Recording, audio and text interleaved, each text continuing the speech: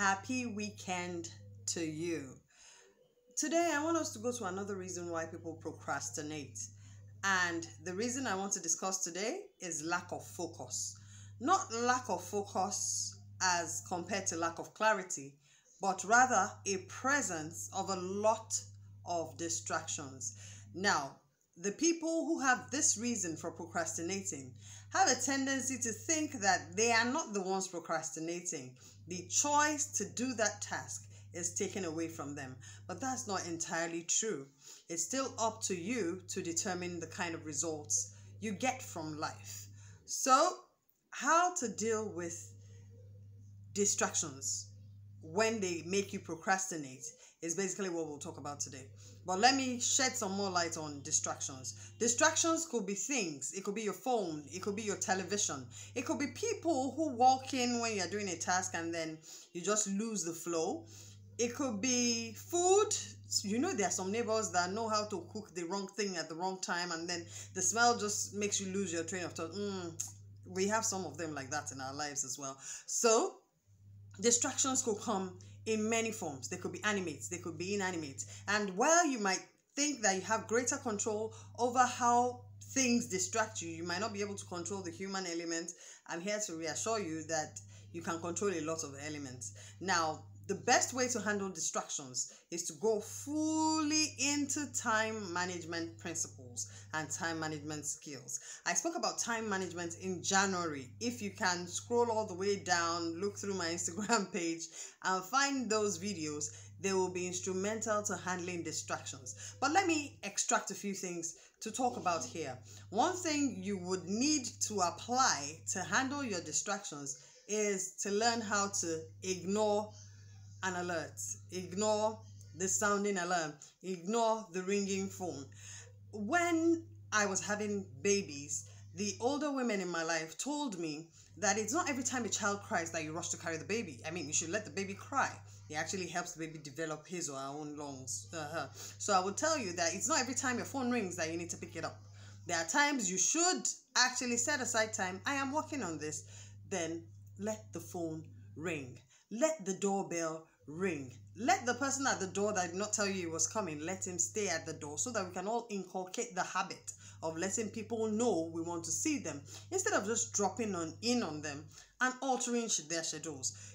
Nothing would be hurt so much if you just let the phone ring or let the doorbell ring to finish the task you're working on. In the alternative, you can have a backup plan for attending to those interruptions.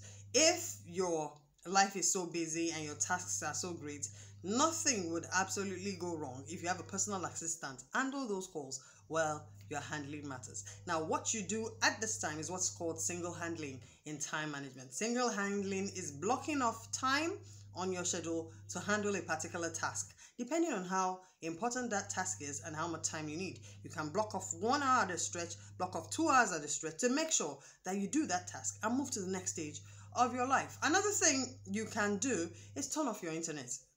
As in, the internet can wait. You can also have times you check your mails and messages.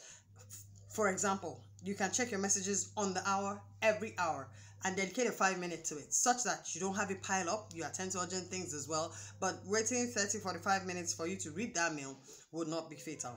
If it's urgent, I'm sure there's some other means the person will try to use to get through to you. And then nothing is ever as urgent as it seems. We've learned that over time.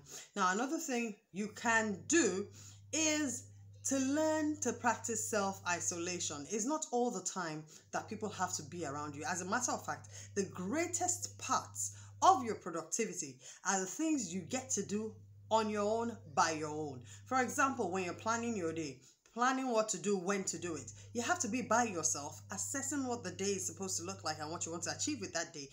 At that time, interruptions would not work for you, because if you keep interrupting, then you did not plan your day, then the day becomes haphazard, and then your productivity dips and you virtually don't get anything done. And then sometimes some of us let this lack of planning spill into days.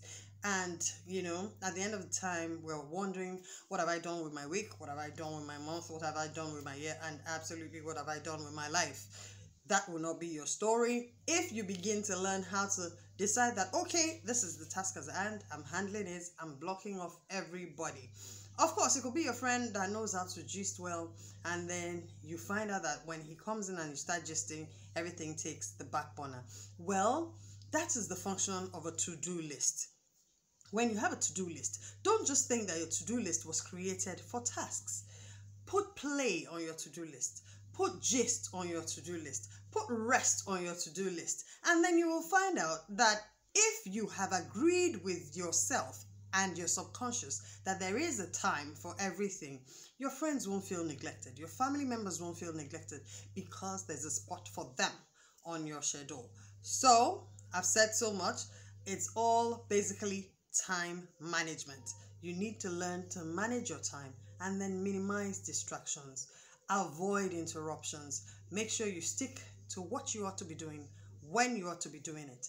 And definitely, we would hit our goals faster and learn not to push things off because of the things that come to interrupt our day that even have no business being on our to-do list. I hope I've been able to help someone. Catch you tomorrow for our last video on how to deal with procrastination.